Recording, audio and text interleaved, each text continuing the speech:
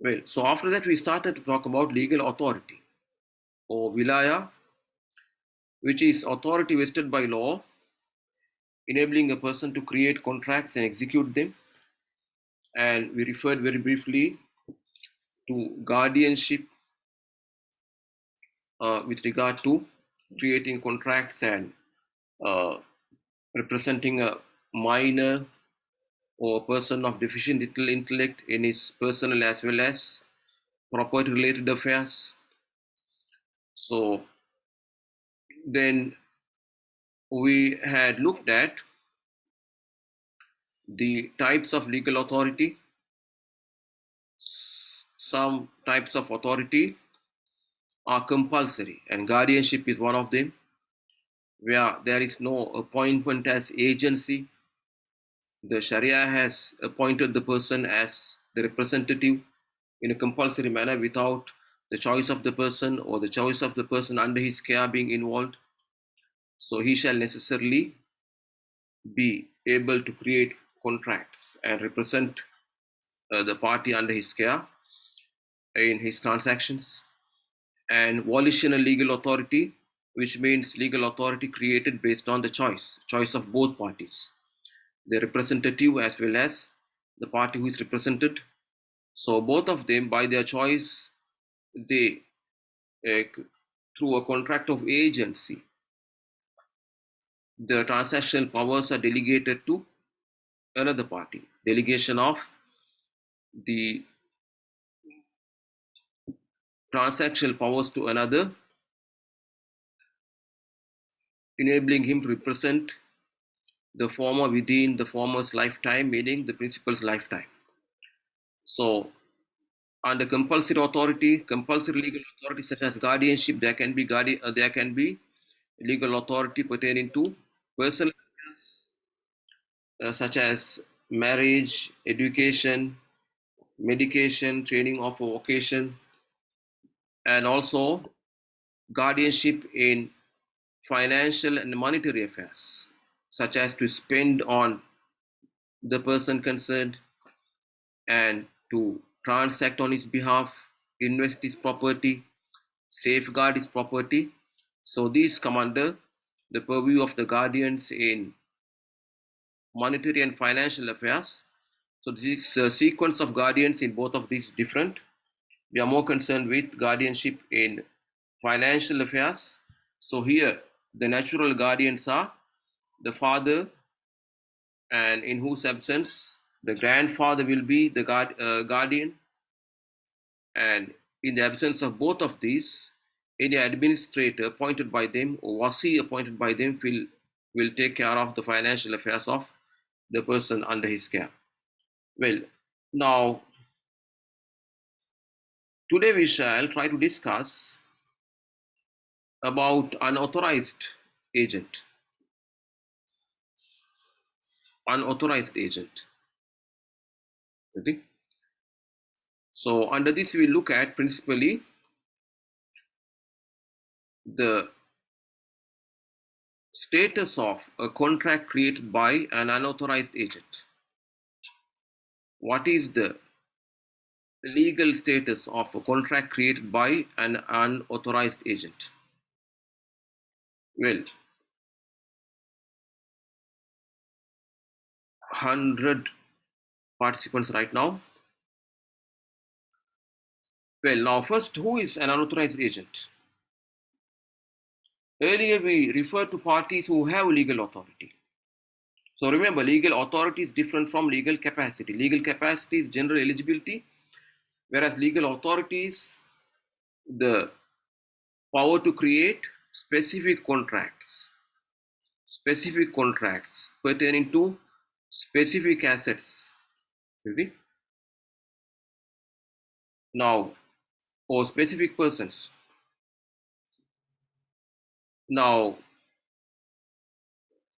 there could be parties who have legal authority due to their being the principal. The person transacts in his own property.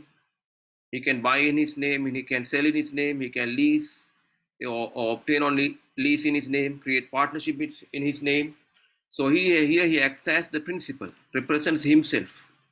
So if he has the necessary legal capacity, and also with regard to the contract, if it requires it, rushd or prudence also, he has the legal authority to create these contracts. So there he is the principal. But when it is representative legal authority, where he represents another, there he should have some form of legal representation, such as being the guardian under compulsory legal authority, or he's being appointed as the agent under volitional legal authority. But under unauthorized agency, we are talking of a situation where one party represents another without having any form of legal authority.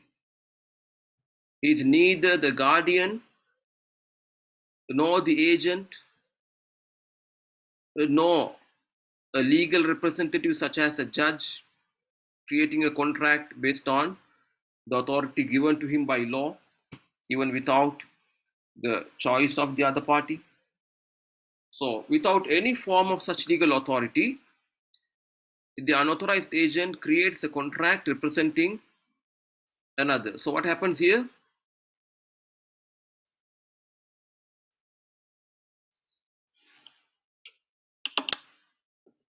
You see? So, here is party X, or let's say party A.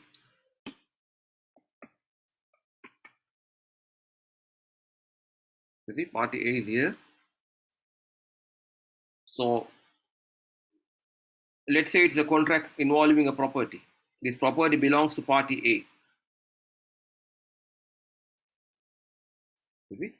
It's A's property, and B creates a contract involved in this property. You see, where let's say he sells it to party C, or he leases it to party C. Or it can be the other way around as well. He purchases something in the name of A, or obtains something on lease in the name of A, or gift something, uh, any property of A's to another. So for doing this, B should have, in addition to legal capacity, which is his own capacity, in addition to that, as well as rushd or prudence, in addition to that, he has to have legal authority from A, because he is representing A. But in this case, B has no form of legal authority to represent A. He is neither the guardian nor the agent nor a judge. So he doesn't carry any form of legal authority, but he still creates a contract representing A. You see? So in this situation, so remember, he's representing A in this contract. On behalf of A, he's creating the contract, but the fact is A never appointed him as agent. And he has no other form of authority to represent and act as the representative of A. So in this case, B is an unauthorized agent.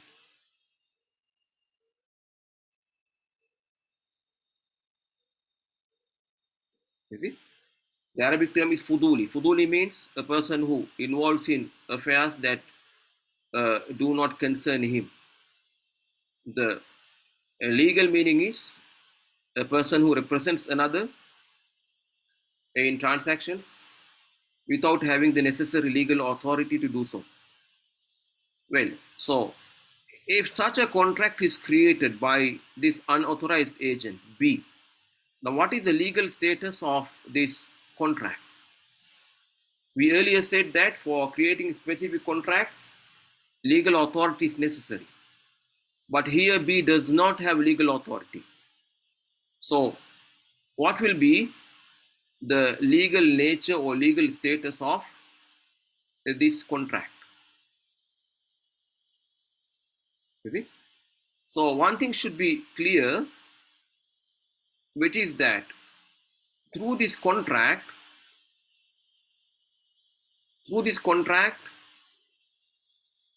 will any legal effect result? Who can tell me? Will this contract result in any legal effect? Yes, louder. No. Let's say it was a case of No. selling A's property. You see, B sold A's property without having any legal authority. It is not his property, and A never asked him to do so, and B has no other form of legal authority to sell A's property. Still, he creates this contract. Let's say they signed the papers or created the contract verbally. So, text came into existence. The text of the contract, expression of the contract came into existence. So, will legal effects be realized through this contract in the form of uh, transferring transfer of ownership of this property to C from A? Will that happen through this contract? Will C become the owner? No. There is no way C can No. become the owner, yes, which is obvious. And also, will C become obliged to pay any money or pay for this if it was a case of purchase where C purchases? C will not come under any obligation to pay anything also. Why? Because legal effect does not realize. Legal effect is not realized. This contract created by the unauthorized agent does not result in any legal consequence. No legal consequence.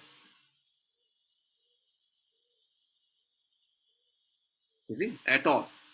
So no rights, no obligations created, no transfer of ownership.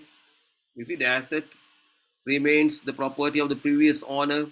The usufruct remains the property of the previous owner.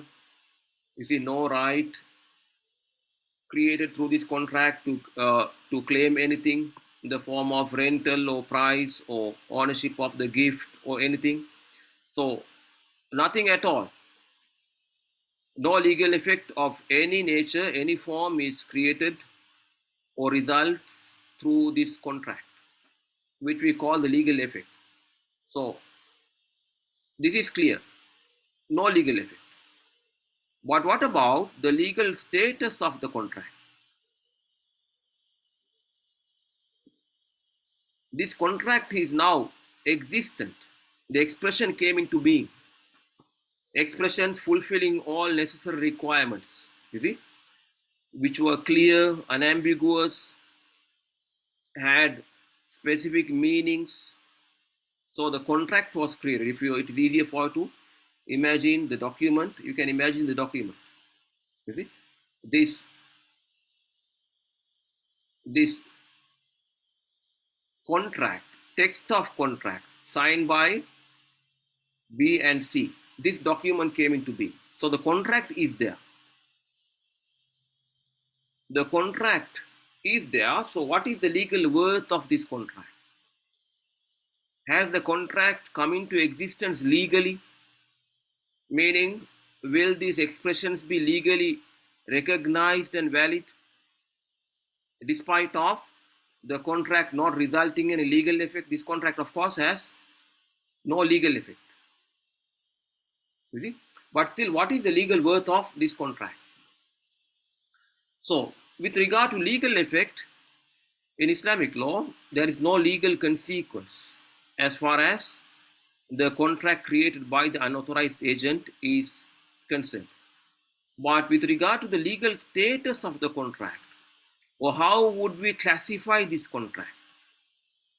Would we classify this contract as a void contract, an invalid, void or invalid contract, or will we classify it under any specific category or type other than a void contract? Here there are details. Okay? So legal consequence, none.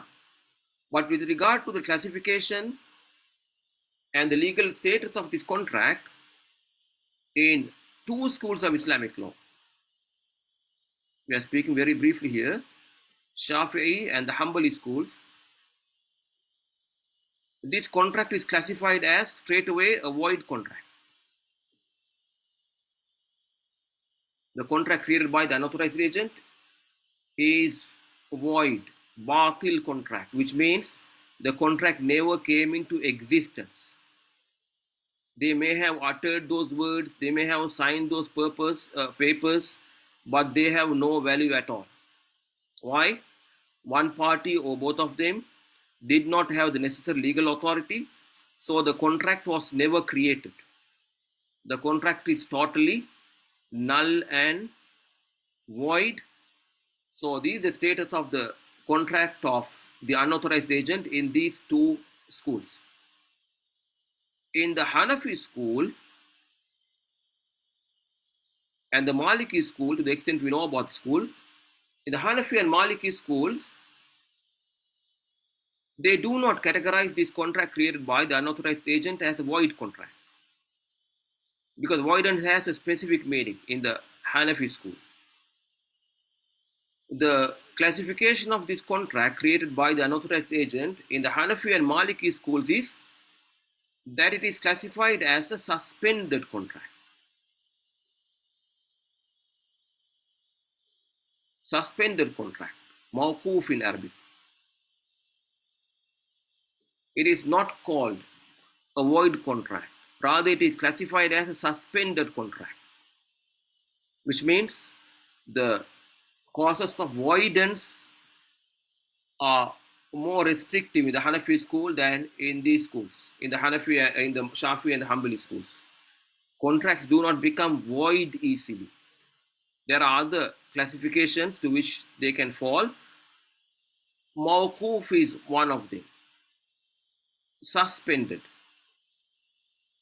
Why? Because the parties had legal capacity and the subject matter was a valid subject matter, as we shall discuss about subject matter later, and the expression fulfilled all the requirements, so it doesn't fulfill the causes for voidance. The contract is not void, rather it is suspended.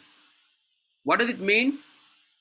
In the Hanafi school, it means that the contract had come into existence. Contract is formed. Contract has become formed, or formation of the contract is complete. Is it? Formation took place. The contract is formed, but only that something prevents this contract from resulting in legal consequence, and what prevents that is the lack of legal authority. So this contract is deficient in some manner. It is not that the contract never came into existence. The contract came into existence technically, but due to lack of legal authority, it could not result in legal effect. It could not result in legal consequence, and therefore now it is in a suspended state, a dormant state. What does dormant mean? Sleeping. You see? Due to the lack of legal authority. So this means that the contract is totally not void. Therefore, if the missing legal authority can be provided, the same contract at that point can result in legal effect. You see, because the contract is there, although in a suspended and dormant state, the contract has come into existence. Therefore, the contract is there, and so if the missing legal authority can be provided, immediately the same contract at the point of obtaining the legal authority will result in legal effect. What does it mean? No need to create the contract afresh. The contract is there. The expression has some legal value. But why no legal consequence? Because legal authority is missing. So once legal authority is provided, meaning this party A okays this contract, at that point the contract will result in legal effect. Meaning these expressions created of these parties were expressions were okay. There was nothing wrong with the expression, nothing wrong with the subject matter, only that legal authority was missing.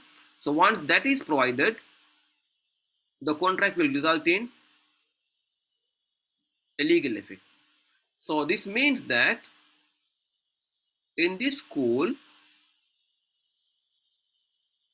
for the formation of the contract, legal authority is not required.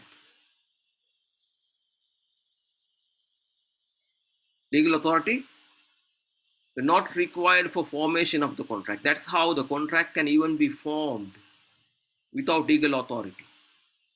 But simply the fact that the contract was formed, that the contract came into existence, that does not mean that resulted in legal uh, consequences also. Why? Because for legal consequence, legal authority is required. Okay? So once legal authority is provided, if provided, the same contract will result in legal effect. So this means legal authority is a requirement for the realization of legal consequence of the contract, which means execution of the contract. Execution, the Arabic term is nifaz. What does execution mean? The realizing legal effect. Okay? So for realizing legal effect, for the contract to result in legal effect, at that point, yes, legal authority is required.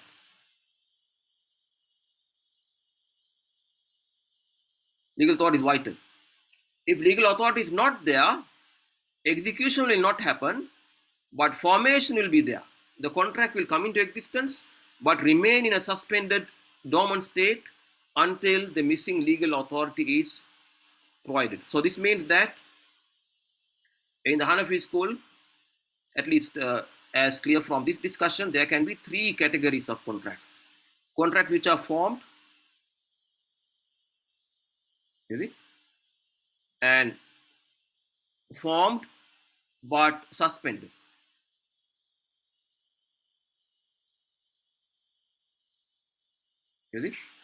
And contracts which are formed and executed, meaning resulting in legal effect. And another category is contracts which are not formed, void. So in the Hanafi school as well as the Maliki school, the contract can come into existence but remain suspended, or the contract can come into existence and be executed as well when legal authority and other necessary requirements are present. If not, the contract is not formed at all, such as the parties are minors, for instance, the subject matter is not recognized in Sharia as a valid subject matter, or the expression had some deficiencies such as lack of clarity or not being in conformity with regard to offer and acceptance, or there are not being the continuity. So if some such thing is missing, then the contract is not formed at all, but lack of legal authority does not result in voidance of the contract in the Hanafi and the Maliki schools. And this is why once the missing legal authority is provided, the same contract can result in legal effect. A fresh utterance, fresh expression is not necessary with legal authority. The form expression is sufficient. Once the party who has legal authority endorses the contract, validates the contract, ratifies the contract, at that point, the contract will result in legal effect. Why? Because the contract has a recognized existence. In the Shafi'i and the Hanbali schools, the contract created by the unauthorized agent has no existence at all. Why? Because legal authority is required for formation of the contract also, not for execution only. In the Shafi'i and the Hanbali schools, legal authority is required at the very beginning itself, for creating the contract, you need the legal authority. If no legal authority, the contract is never formed. So there is no question of legal authority being provided later and the same contract resulting in legal effect. That's not possible. So this means that if after this unauthorized agent created this contract without legal authority, if the party who has legal authority, the principal, if he likes the contract, mere endorsing will not be sufficient. He has to create a fresh contract, either directly with C, or he has to appoint B as the agent, and B has to create a fresh contract if this took place in a Shafi'i or Hanbali jurisdiction, because the previous contract created without legal authority by the unauthorized agent has no recognition at all. Well, so digest this and take time to comprehend this. I had made it as simple, and easy to understand as possible, uh, without going into details, which are a lot. Well, now in the Hanafi school, the position of the Hanafi and the Maliki schools, the contract created by the unauthorized agent comes into existence, although it is in a suspended state. It has existence. Once endorsed by the principal, at that point the contract results in legal effect. Remember, not before. If you look at the chronological sequence of creating the contract, let's say this is the point when the unauthorized agent created the contract. Unauthorized agent creates the contract without legal authority, and now the contract in the Hanafi and Maliki schools is in a dormant state. You see, it will remain in a dormant state means it has no legal effect at all. So it is very much similar to void contract. Why? Because nothing happens. It is only there on paper. The utterance is recognized in law, but it is not effective. So very much similar to voidance, but technically no. In the Hanafi and Maliki school, technically it is classified as a suspended contract. Well, now if at a later point of time, if illegal authority is provided, at that point the contract will result in legal effect. Remember, at this point, not from this point, when the contract was created, at the point when legal authority is provided by the principal, from that point onwards it will be a valid contract, and the legal consequence will be realized at this point. But this has certain conditions. Authorization of a contract created by the unauthorized agent has certain conditions. You see? So when you look at these conditions, you see it is this difference with regard to the contracts created by an authorized agent is only a technical difference. If not, there is no great difference in the positions of these two streams, because when you look at the requirements for authorizing contracts of an unauthorized agent, we see that it is almost similar to creating the contract afresh. You see, it is very much similar to creating the contract afresh as required in the Shafi'i and the Hanbali schools. So what are these requirements? Conditions for authorization.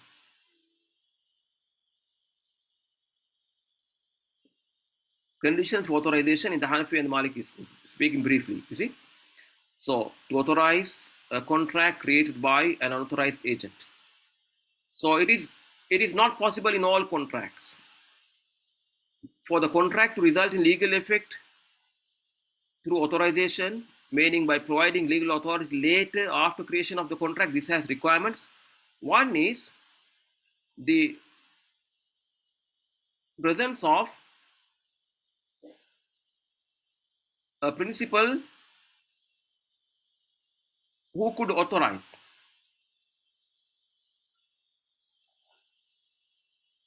there should be a principal who can authorize, such as the unauthorized agent gifted the property of party A, and party A was an adult having complete legal capacity and rushdo prudence, and he was the owner of the property.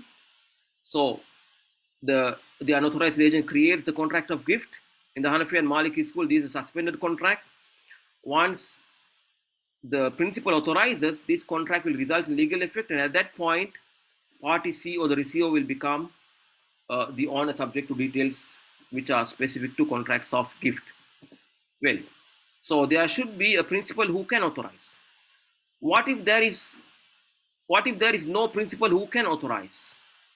What if this property belongs to a minor? We know that a minor's property can't be gifted. Neither, of course, he himself cannot create the contract, neither can his guardian create a contract or gift pertaining to property of a minor. So there is no party who can authorize this contract if an unauthorized agent creates a contract of gift with regard to property belonging to a minor.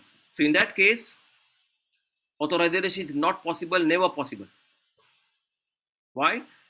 So at the moment there is no principal who can authorize.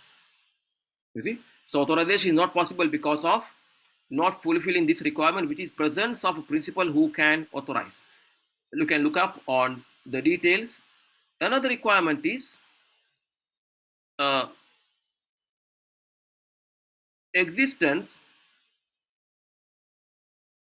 of all parties and subject matter at the point of authorization. At the point of authorization, all the parties should be existence with sound legal capacity, meaning without losing legal capacity. The unauthorized agent should be there at the point of authorization. He should be existent and he should not have become insane or lost his legal capacity. He should be alive and should retain his legal capacity. The other contractor should also be alive and retain his legal capacity. And also the principal, he should be alive and retain his legal capacity. So all the parties must be existence with their legal capacities at the point of authorization. And also the subject matter should be existent. If that is destroyed, you see, or is damaged, then too authorization will not be possible. So all parties and the subject matter of the contract concerned, they should remain in a legally valid form of existence at the point of authorization. This requirement, if that is not fulfilled, authorization cannot take place. We're talking Excuse of me, sir. yes. Excuse me, doctor. Just now you mentioned about the Safi'i and Hanabali school was mentioned the contract is void. So meaning that if later on it can have the legal capacity, also they cannot enforce the contract legally already, right?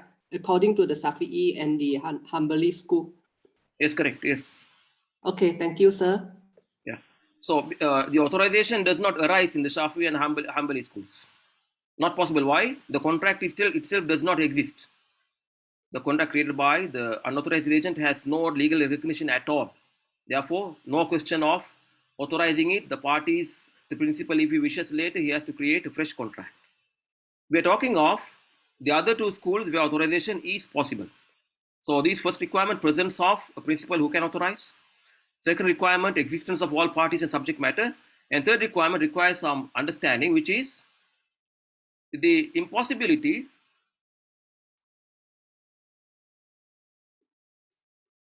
of relating the contract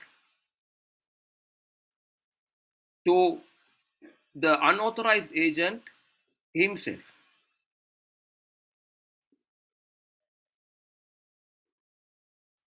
This means that authorization can result in the contract realizing legal effects only if relating the contract to the unauthorized agent himself is not possible. What does it mean? It refers to situations such as, let's say that This was a case of the unauthorized agent selling property belonging to party A. You see? So property belongs to party A, unauthorized agent created the contract. So now in the Hanafi and Maliki schools, this contract is a suspended contract. So if A authorizes later, this contract can result in legal effect. If A refuses to authorize, he doesn't wish to authorize this contract will never become legally effective. So no legal effect will ever take place through this contract if the party who has legal authority, the principal, does not authorize it. Which means that there is no possibility of the contract relating to the unauthorized agent. Which means this condition is fulfilled. Impossibility of relating the contract to the unauthorized agent himself. Let's say that it was a case of purchase. The unauthorized agent purchased something from party C. You see? Allegedly on behalf of party A. You see? So if we mentioned party A's name in this contract, I am purchasing on behalf of A. I am purchasing this property on behalf of A at such and such a price. And this party agreed. So in this case, this is a suspended contract in a Hanafi or Maliki jurisdiction. So if the principal authorizes it, this purchase will become valid. At that point, he will gain the ownership of this property, and he will become obliged to pay the mentioned price to C. And if A does not authorize, this contract will never become executed and never result in legal effect. But what if the unauthorized agent created the contract of purchase from C on behalf of party A, but in the text of the contract, party A's name was not mentioned? You see? He created a contract of purchase, allegedly intending to create this contract part on behalf of A, but A's name was not mentioned in the contract, in the text of the contract. He only claims that I did not purchase in my name, I purchased on behalf of A. So in this situation, if A refuses to authorize this contract,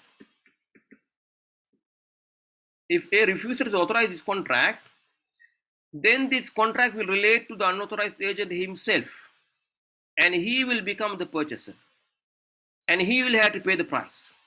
So this possibility exists that the contract can relate to the unauthorized agent himself. So if this is the case, even in the Hanafi and Maliki schools, authorization will not work.